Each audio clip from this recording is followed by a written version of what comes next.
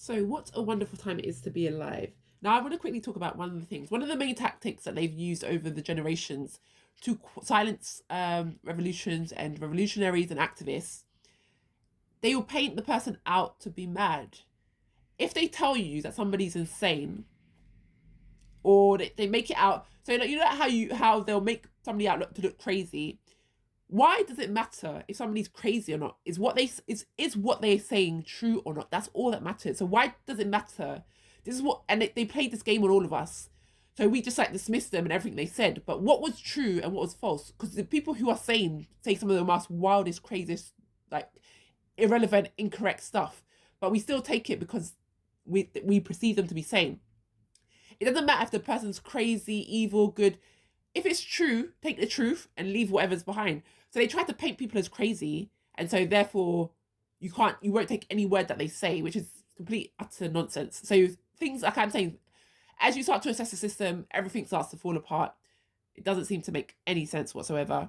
Again, this goes in line with this book I read, and it has the 13 laws, which says keep them weak, keep them dumb, keep them scared, control their resources, divide and conquer, control their rhythm and pace, control their chemistry, control their sex, jack them around, use coercion routinely, brute force when necessary, use coercion routinely.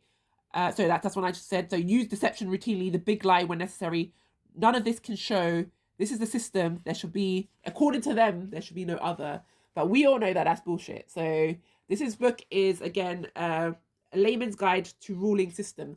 So by now we've seen too much to like be ignorant to these things. So many lies that we live with, like the fact that they say, you know, we need to eat and drink, especially like 8 liters a day, and drink and eat all this food. Lies, all lies. We don't need to eat or drink at all. I will be talking about this over the time, but I think you get the gist of it.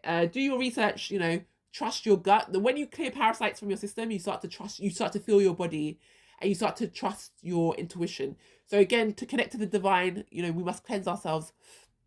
But all of these things are falling apart. Another thing I want to quickly mention before I go is the pointing. You know how in the past, when they wanted you to do something, the politicians, or they would put like advertisements out with somebody pointing. I don't want to do it because people say it's rude. I don't believe that to be true, but pointing at you like, do this, do that. They're signaling for you to act. And for some people, this really affects them. I don't know why. Like they're programming.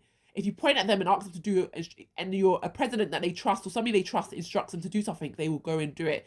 This is why when the war was on, I think Churchill put out a media where they're pointing at like, we need you, or something like that. But anyway, it works for some people, not for others. But that's just an interesting thing.